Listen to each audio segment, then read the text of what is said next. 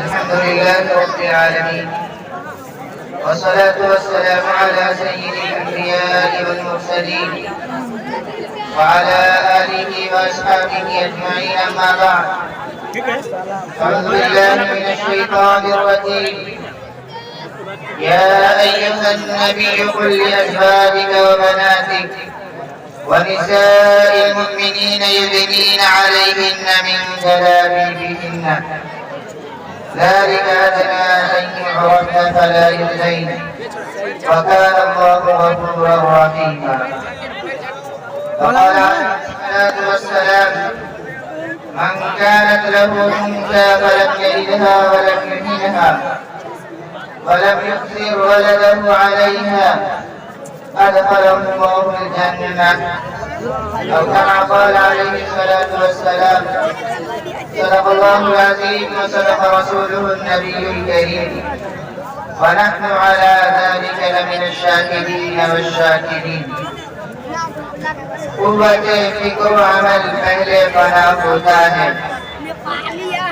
قوت فکر و عمل پہلے بنا ہوتی ہے، تب کسی قوم کی شوکت پہ زوال آتا ہے.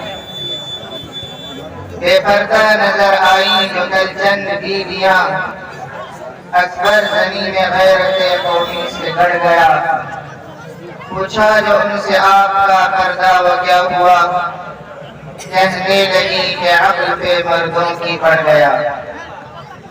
محترم بزرگوں، دینی بھائیوں، عزیز طلباء، پردہ نشی خواتین، میری ماں و بہنوں، اللہ رب العزت کا احسان، فضل اور کرم جو اس مالک ذوالجلال نے ہمیں اور آپ کو زندگی گزارنے کے لیے نہایت صاف و شفاف طریقہ عطا فرمایا ہے. اس طریقے کو اللہ تبارک و تعالی نے قیامت تک کے آنے والی انسانیت کے لیے کامیابی کا ضامن بنایا ہے. ایمان و اسلام کی دولت دنیا کی سب سے قیمتی دولت ہے. دولت نعمت کی ہو یا مال کی ہو، جو بھی ہو دنیاوی دولت، ایمان کی دولت کی ہمسری اور برابری دنیا کی کوئی بھی نعمت نہیں کر سکتی. اللہ تعالیٰ نے ہمیں ایمان و اسلام کی توفیق دی ہے. ہم سب کی ذمہ داری بنتی ہے کہ ہم اپنے اسلام و ایمان کو مضبوط بنائیں، ایمانیات کے اوپر اپنی زندگی کو گزارنے کی کوشش کریں. اللہ ہمیں اور آپ کو اس کی توفیق عطا فرمائے. آپ کے پروگرام کا ایک موضوع تعلیمی بیداری ہے اور دوسرا موضوع اصلاح معاشرہ. تعلیم کے اوپر ایک پرمزج خطاب مولانا انوار اللہ فلک صاحب قاسمی نے آپ کے سامنے پیش کیا ہے. اصلاح کا ایک اہم پہلو اور اس وقت کا نہایت ہی سلگتا ہوا موضوع حجاب کے اوپر چند منٹوں کے لیے میں آپ کے سامنے آ گیا ہوں.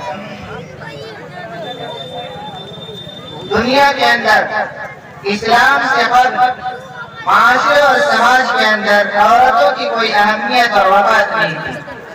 لوگ عورتوں کو جانوروں سے بھی بدتر سمجھا کرتے تھے. عورتوں کو خود اپنے جان اور نفس کے بارے میں بھی اختیار نہیں تھا. اسی وجہ سے باضابطہ عورتوں کی خرید و فروخت ہوتی. اٹلی کے رہنے والے کچھ لوگوں کا ماننا یہ تھا کہ گھوڑا اگر اچھا ہو تو اسے مہمیز کرنے کی اور پنچھی لگانے کی ضرورت نہیں ہے، لیکن عورت کو اچھی ہو یا بری بغیر مار پیٹ کے اسے صحیح راستے پہ کھڑا نہیں کیا جا سکتا. یونانیوں کا کہنا یہ تھا کہ آگ سے پیدا شدہ نقصانات کی تلافی ممکن ہے. طوفان اور آندھی آئے اور اس کے ذریعے سے تباہی ہو، اس تباہی اور بربادی کا ازالہ بھی کیا جا سکتا ہے. سانپ اگر ڈس لے تو اس کے ڈسے ہوئے کا علاج بھی ممکن ہے، لیکن عورت آگ سے زیادہ خطرناک، طوفان و آندھی سے زیادہ وحشتناک اور سانپ کے زہر سے زیادہ زہریلی چیز. یہودیوں کا کہنا یہ تھا کہ عورت بدقیمت اور بد کردار ہے، عیسائیوں کا ماننا یہ تھا کہ عورت برائی کا منبع اور سرچشمہ ہے، دنیا کے اندر جتنی بھی برائیاں رونما ہوتی ہیں وہ سب عورتوں کی وجہ سے ہی ہوا کرتی ہیں، اور ان سب سے زیادہ ناگفتہ بے حالت عرب کی تھی، یہاں لڑکیوں کے وجود کو باعث دعار سمجھا جاتا تھا، وہ اس گھر کو محمود سمجھ کر چھوڑ دیا کرتے تھے، یہاں کسی لڑکی کی پیدائش ہوتی تھی وہ اپنی ہی بیٹی کو زندہ زمین کے اندر گاڑ دیا کرتے تھے، پہاڑوں کی بلندی سے دھکے دے دیا کرتے تھے، کبھی ایسا ہوتا کہ اپنے ہی لمبے جگر کو طوفانوں کے موجوں کے حوالے کر دیا کرتے تھے۔ ایسے خطرناک ماحول کے اندر اللہ رب العزت نے اپنے حبیب حضور سرور عالم صلی اللہ علیہ وسلم کے اوپر اس دین اسلام کو نازل فرمایا۔ آپ صلی اللہ علیہ وسلم نے عورتوں اور لڑکیوں پر ہونے والے ظلم کے خلاف سرائے احتجاج بیان کیا۔ آپ نے فرمایا کہ عورت اور مرد انسانیت کے اندر برابر ہے، فقط انسان ہونے میں عورتوں کے اوپر مردوں کو کوئی اہمیت اور فوقیت حاصل نہیں ہے۔ اللہ رب العزت نے قرآن کریم کے اندر آیت پاک اتاری، وَلَقَدْ كَرَّمْنَا بَنِي آدَمَ، ہم نے انسان کو مکرم بنایا ہے۔ قرآن کریم کہتا ہے وَفَضَّلْنَاهُ عَلَى كَثِيرٍ مِّمَّنْ خَلَقْنَا تَفْضِيلًا، کہ ہم نے انسانوں کو بے شمار مخلوقوں کے اوپر فضیلت دی ہے۔ قرآن کریم نے کہا وَلَقَدْ خَلَقْنَا الْإِنسَانَ فِي أَحْسَنِ تَقْوِيمٍ، ہم نے انسان کو بہترین سانچے میں ڈالا ہے۔ اس انسان کو اللہ تبارک و تعالیٰ نے مکرم و محترم بنایا، اس انسان کو اللہ تبارک و تعالیٰ نے بہترین سانچے میں ڈالا، اور اس انسان کی فضیلت و برتری کی بات اللہ تعالیٰ نے قرآن کریم کے اندر کی ہو، وہ انسان نفرت کے قابل کیوں کر ہو سکتا ہے اور ذلت و خواری کے قابل کیوں کر ہو سکتا ہے۔ احادیث کے اندر انسانیت کے اعزاز و اکرام کے حوالے سے اور خصوصاً عورتوں کے اکرام اور ان کے تقدس و احترام کے حوالے سے بے شمار واقعات منقول ہیں۔ سنن دارمی کی ایک روایت ہے، جناب محمد رسول اللہ صلی اللہ علیہ وسلم تشریف فرمائے، ایک صحابی آپ کی خدمت میں حاضر ہوتے ہیں اور ایک واقعہ اپنا بیان کرتے ہیں۔ وہ یہ کہتے ہیں اللہ کے رسول، میں زمانے جاہلیت میں بتوں کو پوجا کرتا تھا، مردار کھایا کرتا تھا، اور قتل و غارت بھی ہمارا پیشہ تھا۔ میں نے اسلام و ایمان کو اختیار کیا، لیکن اسلام کے حلاوت و چاشنی کو اور اس کی نورانیت کو اپنے دل کے اندر محسوس نہیں کر پا رہا۔ آپ علیہ السلام نے پوچھا ایسا کیوں ہے، اس کی وجہ کیا ہے؟ انہوں نے ایک سبب کو بیان کیا، انہوں نے کہا اللہ کے رسول، میرے پاس ایک بیٹی تھی، اسلام سے قبل کا واقعہ وہ سنا رہے ہیں۔ وہ بیٹی بہت ہی حسین و جمیل تھی، جب وہ شادی کی عمر کو پہنچی ہر طرف سے نکاح کے پیغامات آنے شروع ہوئے۔ نکاح کے پیغامات آنے کے بعد میری غیرت نے یہ گوارا نہ کیا کہ کوئی میرا داماد بنے، چنانچہ میں نے اپنی اہلیہ سے کہا اسے تیار کر دو، رشتہ داری میں لے کر کے جانا ہے۔ وہ تیار ہوئی، پہاڑی راستے سے میرا گزر ہو رہا تھا، گزرتے ہوئے میں نے کھائی کے اندر جھانک کر دیکھا، وہاں پہ میری بیٹی نے میرے ارادے کو سمجھ لیا، وہ آ کر میرے قدموں میں گر گئی، رونے اور چلانے لگی، معافی کی درخواست کرنے لگی، لیکن میں یکایک شیطان کا حملہ میرے اوپر ہوا اور میں نے اپنی بیٹی کو اٹھا کر اس کھائی کے حوالے کر دیا۔ آپ علیہ السلام اس واقعے کو سن کر حیرت اور سکتے میں آ گئے، آپ کا چہرہ انور بدل گیا، اور اس کے بعد آپ صلی اللہ علیہ وسلم نے اس صحابی کی دلجوئی کے لیے اور حقیقت کو ان کے سامنے بیان کیا کہ گھبرانے کی ضرورت نہیں ہے، الاسلام یہدم ما کان قبلہ، اسلام قبول کر لینے کی وجہ سے، ایمان کے اندر داخل ہو جانے کی وجہ سے ما قبل کے جتنے بھی گناہ ہوتے ہیں وہ سب کے سب معاف ہو جاتے ہیں۔ ایک دو واقعہ نہیں، بے شمار واقعات عورتوں کے مارنے اور پیٹنے کے حوالے سے احادیث کے اندر موجود ہیں۔ ایسے ماحول کے اندر اسلام نے آ کر دنیا والوں کو یہ پیغام دیا کہ عورت نصف انسانیت ہے، کائنات کی زینت ہے۔ اس طریقے سے اللہ تعالیٰ کی ایک خصلت مردوں کے ساتھ وابستہ ہے، اسی طریقے سے عورتوں کے ساتھ بھی اللہ کی اور قدرت کی ایک خصلت وابستہ ہے، دنیا کی ایک ضرورت وابستہ ہے۔ آپ علیہ السلام نے مختلف پیغاموں کے اندر اور مختلف موقعوں کے اوپر لوگوں کے سامنے عورتوں کی اہمیت کو بیان کیا۔ ایک مرتبہ آپ علیہ السلام نے عورتوں کی فضیلت کو بیان کرتے ہوئے فرمایا، من كانت له انثى فلم يجدها ولم يهنها ولم يؤثر ولده عليها ادخله الله الجنة۔ جس شخص کے پاس بیٹی ہو اور وہ شخص اپنی بیٹی کو زندہ درگور نہ کرے اور اس کی زوش و ذلت کی نگاہ سے نہ دیکھے، اپنے بیٹوں کو بیٹیوں کے اوپر ترجیح نہ دے، اللہ تبارک و تعالی کل قیامت کے دن ایسے شخص کو جنت میں داخل فرمائے گا۔ آپ علیہ السلام نے فرمایا، لا تکرہوا البنات فإنہن المومسات الغالیات، بیٹیوں کو ناپسند نہ کرو اس لیے کہ یہ ان سے محبت کرنے والی ہوتی ہے اور نہایت قیمتی چیز ہوتی ہے۔ آپ نے فرمایا، الجنت تحت اقدام امہاتکم، جنت تمہارے ماؤں کے قدموں کے نیچے رکھی گئی۔ بے شمار احادیث ہے، جس کو پیش کرنے کا یہاں موقع نہیں ہے، وقت بہت تنگ ہے۔ میرے محترم بزرگوں اور دینی بھائیوں، یہ ان تعلیمات کی اور حقیقت پر مبنی ان تعلیمات کی ایک جھلک ہے جو اسلام نے عورتوں کے حوالے سے دنیا والوں کے سامنے پیش کیا ہے، لیکن مغرب میں اسلام دشمن طاقتوں نے اسلام اور مسلمانوں کو بدنام کرنے کے لیے دنیا والوں کو یہ پیغام دیا کہ عورتوں کو شریعت اسلامیہ کے اندر ان کے حقوق کو چھینا گیا ہے، عورتوں کی تذلیل و تحقیر کی گئی ہے اور انہیں گھٹ گھٹ کر جینے پر مجبور کیا گیا ہے۔ اسلام کا نظام حجاب پردے کا سسٹم یہ اس کی کھلی دلیل ہے، لیکن ہمیں اور آپ کو اس حقیقت کو سمجھنا چاہیے کہ حجاب کا جو سسٹم ہے اسلام کے اندر پردے کا جو نظام ہے، عورتوں کی تذلیل کا نام نہیں ہے، ان کی تحقیر کا نام نہیں ہے، ان کے حقوق کو طلب کرنے کا نام نہیں ہے، ان کو نیچا دکھانے کا نام نہیں ہے، بلکہ پردہ اور حجاب عورتوں کے تقدس کی اور اس کے احترام و احترام کی ایک بہترین شکل ہے۔ لیکن جب کسی آنکھ کے اوپر عصبیت کی پٹی بچ جائے تو پھر ہر خوبی انسان کو اس کے سامنے برائی سے بدل جاتی ہے اور سامنے والے کی ہر اچھائی اس کی نظر میں برائی ہو جاتی ہے۔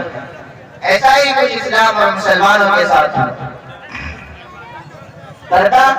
یہ صرف اسلام اس کی بات نہیں کرتا ہے، بلکہ یہ تو فطرت کی بھی آواز ہے اور تمام مشترکہ مذاہب کی مشترکہ تعلیمات کا حصہ ہے۔ جتنے بھی مذاہب ہوئے زمین کے اوپر ہیں ان تمام کے اندر، ہندوازم کے اندر بھی، ہندو دھرم کے اندر بھی پردے کی بات کی گئی ہے۔ اور آج بھی جو شریف گھرانہ ہوتا ہے، جو لوگ عزت والے ہوتے ہیں، شریف ہوتے ہیں، غیر مسلم ہونے کے باوجود بھی وہ اپنی عورتوں کو پردہ میں رکھنے کی کوشش کرتے ہیں۔ اسلام نے عورتوں کو نہایت قیمتی بنایا ہے۔ فطرت کا تقاضا یہ ہے کہ جو چیز جتنی قیمتی ہوتی ہے اسے اتنے ہی پردوں میں رکھا جاتا ہے۔ انسان کے دل کو اللہ تبارک و تعالیٰ نے سینے کی لچکدار ہڈیوں کے درمیان پیدا کیا ہے۔ انسان کا دماغ اللہ تبارک و تعالیٰ نے اس کو کھوپڑی کی سخت ہڈیوں کے درمیان رکھا ہے۔ آنکھوں کے اوپر اللہ تبارک و تعالیٰ نے پلکوں کا پھیرا بٹھا رکھا ہے۔ یہ سب اس لیے ہے کہ انسان کے اعضاء کے اندر دل، آنکھ اور دماغ کی جو قیمت ہے وہ سب اعضاء سے بڑھ کر ہے۔ سماج کے اندر بھی جو لوگ قیمتی ہوتے ہیں انہیں پردہ میں رکھنے کی کوشش کی جاتی ہے۔ یہ فطرت کا تقاضا ہے، عورتوں کے قیمتی ہونے کا تقاضا ہے، ان کے اہمیت کا حامل ہونے کا تقاضا یہ ہے کہ عورتوں کو پردے میں رکھا جائے۔ اور اسلام نے تو عورتوں کو اتنی اہمیت دی ہے، اتنا قیمتی بنایا ہے کہ عورتوں کی حفاظت و صیانت کے اوپر اللہ کے رسول صلی اللہ علیہ وسلم نے جنت کی ضمانت دی ہے۔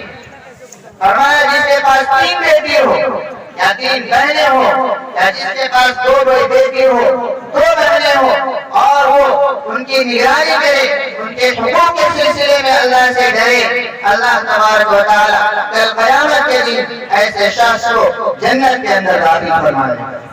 میرے محترم بزرگوں، دین بھائیوں، یہ حقیقت ہے۔ اس حقیقت کو چھپا کر فقط یہ دنیا والوں کے سامنے باور کرایا گیا، ان کے سامنے یہ باتیں بیان کی گئی کہ اسلام عورتوں کو گھر میں رہنے کی تلقین کرتا ہے، پردہ میں رہنے کی تلقین کرتا ہے۔ یہ ان کو عورتوں کو ان کے حقوق سے محروم کرنا ہے، جو سراسر جھوٹ ہے یہ بات، اور حقیقت سے اس کا دور کا بھی واسطہ نہیں ہے۔ اللہ تبارک و تعالیٰ نے ہمیں اور آپ کو نہایت ہی صاف و شفاف شریعت دیا ہے۔ پردہ کرنے کا حکم عورتوں کو بھی ہے اور مردوں کو بھی ہے۔ مردوں کے لیے بھی اللہ تبارک و تعالیٰ نے پردہ بنایا ہے، وہ گھٹنے سے لے کر اپنے ناک تک کسی کے سامنے بول نہیں سکتا۔ عورتوں کے سارے وجود کو پردہ بنایا ہے، اور اتنی سختی اس سلسلے میں اور ہوئی ہے شریعت کے اندر، اسے بیان کرنے کے لیے لمبا وقت ہوا ہے۔ ایک مثال سے پردے کی اہمیت کو آپ سمجھ سکتے ہیں۔ نماز ہو رہی ہو کہیں پر اور لوگ امام صاحب کے پیچھے ہوں، اس میں عورتیں بھی کھڑی ہوں اور امام صاحب کوئی غلطی کرے تو وہاں پر حکم ہے مردوں کو کہ وہ سبحان اللہ کہہ کر امام کو متنبہ کریں گے کہ امام صاحب آپ سے غلطی ہو رہی ہے۔ اور اگر عورت خطبہ دینا چاہے تو عورتوں کو بولنے کی اجازت نہیں ہے، بلکہ شریعت نے عورتوں کو تصویح کی اجازت دی ہے۔ تصویح کہتے ہیں بائیں ہاتھ کے پشت کے اوپر دائیں ہاتھ کے انگلی کو مار کر کے آواز پیدا کرنا۔ اس طریقے سے جو ہے وہ اپنے ہاتھ کو دائیں ہاتھ کی انگلی کو اپنے بائیں ہاتھ کے پشت پر مار کر آواز پیدا کرے گی، امام کو متنبہ کرے گی۔ اس سے اسلام کے اندر پردے کی اہمیت کو سمجھا جا سکتا ہے۔ قرآن کریم نے مردوں کو حکم دیا للمؤمنین یغضوا من ابصارہم، آپ مردوں سے کہہ دیجئے جو اپنی نگاہوں کو نیچی کرے، وقل للمؤمنات یغضضن من ابصارہن، آپ مومنہ عورتوں سے بھی کہہ دیجئے جو اپنی نگاہوں کی حفاظت کرے، اپنی نگاہوں کو جھکا کر رکھے۔ میرے محترم بزرگوں، دینی بھائیوں، جب ہماری آنکھوں کے اندر حیا تھا تو پھر اللہ تبارک و تعالیٰ نے ہمیں اسلام کی نشر و اشاعت کا ذریعہ بنایا تھا۔ ایک واقعہ آپ کے سامنے نقل کرتا ہوں۔ حضرت عمر بن خطاب رضی اللہ تعالیٰ عنہ کا زمانہ ہے۔ جنگ قادسیہ کے اندر 10,000 صحابہ کرام کا مجمع قادسیہ کی طرف روان ہے۔ اس وقت کے امیر اور گورنر حضرت عمر بن العاص رضی اللہ تعالیٰ عنہ تھے۔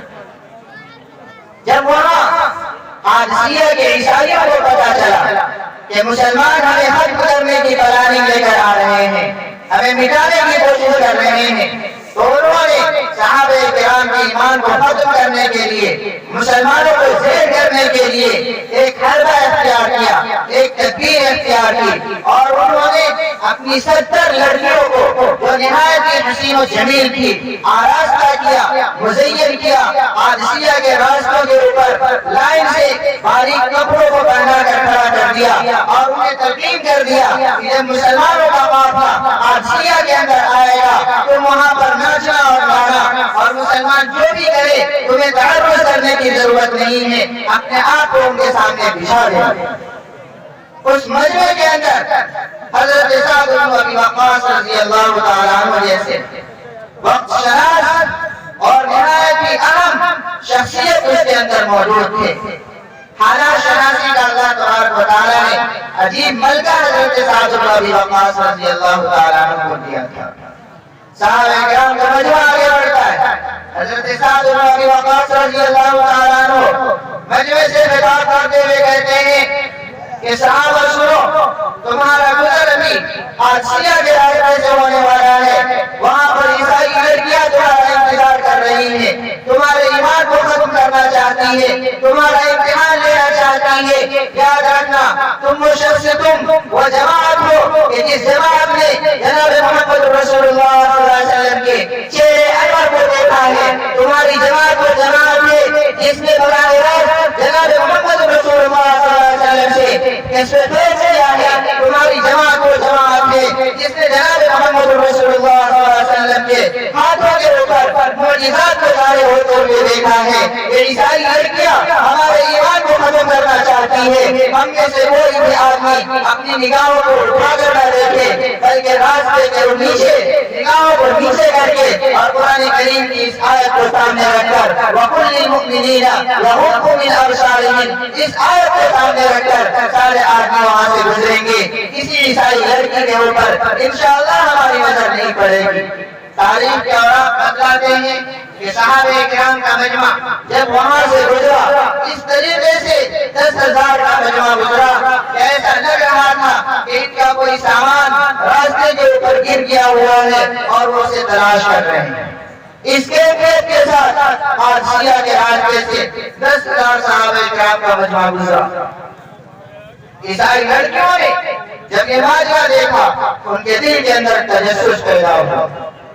اس میں سے ایک لڑکی نے کہا یہ کیسے لوگ ہیں کیا ان کے پاس اللہ تعالیٰ نے آنکھ کی دولت نہیں دی ہے، سوچ و فکر کی دولت سے خالی ہے، دل کی دولت اللہ تبارک و تعالیٰ نے ان سے چھین لیا ہے، سلب کر لیا ہے کہ ہمارے حسن و جمال کو دیکھ کر ذرہ برابر بھی ہماری طرف ملتفت نہیں ہوئے، متوجہ نہیں ہوئے۔ اس میں سے ایک لڑکی نے کہا کیا تم نہیں جانتی کہ جناب محمد رسول اللہ صلی اللہ علیہ وسلم کے صحابہ ہیں؟ ایک تیسری لڑکی نے کہا کہ جس نبی کے امتی کا یہ حال ہے خود اس نبی کے حیات کا کیا عالم ہوگا۔ آپس میں منصوبہ بندی کیا، مشورہ کیا اور پھر صحابہ کرام کو آواز دیا کہ وہ مدینہ والوں سنو، وہ نبی آخر زمان محمد عربی صلی اللہ علیہ وسلم کے دیوانے سنو، ہمیں تم سے کچھ بات کرنی ہے۔ پردہ کو اختیار کیا اور اس کے بعد صحابہ کرام کے سامنے جا کر اپنے آپ کو اسلام کے اندر داخل کر لیا، لا الہ الا اللہ محمد رسول اللہ صلی اللہ علیہ وسلم پڑھ لیا۔ یہ ہے کہ جب ہم مسلمانوں کی آنکھوں کے اندر حیا تھا تو اللہ تبارک و تعالیٰ نے دین کو پھیلنے کا ذریعہ، دین کے پھیلنے کا کام ہم سے لیا تھا۔ آج ہماری آنکھوں سے حیا ختم ہو چکا ہے، ہماری ماں اور بہنوں کے اندر سے بھی پردہ نام کی کوئی چیز نہیں ہے، وہ بازاروں کو جاتی ہے، سڑکوں کو جاتی ہے، غیر محرموں سے آنکھ ملا کے بے شرم نہیں آتی۔ میرے محترم بزرگوں دینی بھائیوں، نہایت ہی سخت ترین وعید اس سلسلے میں وارد ہوئی ہے۔ معراج کے سفر میں جناب محمد رسول اللہ صلی اللہ علیہ وسلم نے بہت سے مناظر کا مشاہدہ کیا۔ اس میں آپ فرماتے ہیں کہ میں نے ایک عورت کو دیکھا جسے بال کے ذریعے سے جہنم کے اندر لٹکایا گیا ہے اور جہنم کی گرمی کی وجہ سے اس عورت کا دماغ کھول رہا ہے، جس طریقے سے گرم پانی کھولتا ہے۔ حدیث کے اندر آتا ہے یہ عورتیں گھر سے باہر نکلتی ہے، استشرق الشیطان، شیطان اس کو تاکتا ہے، شیطان اس عورت کے اندر داعیہ پیدا کرتا ہے کہ تم مردوں کو دیکھو، اور مردوں کے دل کے اندر یہ داعیہ پیدا کرتا ہے کہ تم اس عورت کو دیکھو۔ میرے محترم بزرگوں دینی بھائیوں، آج حکومت کی سطح پر حجاب کو ختم کرنے کی بات ہو رہی ہے۔ طالبیت دے کر حجاب کے اوپر بہت سارے صوبوں کے اندر پابندی لگا دی گئی ہے، لیکن ہمیں اور آپ کو اس بات کا عہد کرنا ہوگا کہ ہم انشاءاللہ اپنے ایمانیات کے ساتھ زندہ رہیں گے، ہم اپنے تشخصات کے ساتھ زندہ رہیں گے۔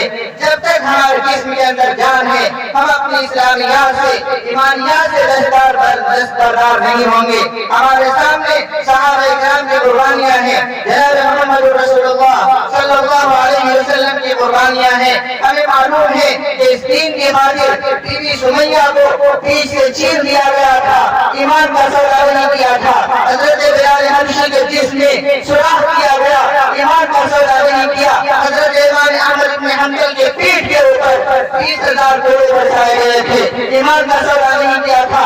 امام دار الہجرہ حضرت امام مالک کی انگلیاں کاٹی گئی تھی، ایمان کا سودا نہیں کیا تھا۔ حجت الاسلام حضرت مولانا قاسم نانوتوی کی چنپٹی کے اوپر گولی لگی تھی، ایمان کا سودا نہیں کیا تھا۔ شیخ الاسلام حضرت مولانا حسین احمد مدنی کے لیے شوٹ وارنٹ ہوا تھا، ایمان کا سودا نہیں کیا تھا۔ اسلاف کی تاریخ ہمارے سامنے ہے، صحابہ کی قربانیاں ہمارے سامنے ہے۔ یہ دین ہمیں مفت میں نہیں ملا ہے، بے شمار قربانیوں کے بعد ملا ہے۔ ہم اپنے دین کو بچا کر رکھیں گے، عقیدے کو بچا کر رکھیں گے۔ حکومت کی پلاننگ کی وجہ سے، دشمنوں کی سازش کی وجہ سے ہم اپنے اسلامیات کو ہرگز چھوڑ نہیں سکتے، ہم اپنے تشخصات سے دستبردار نہیں ہوں گے۔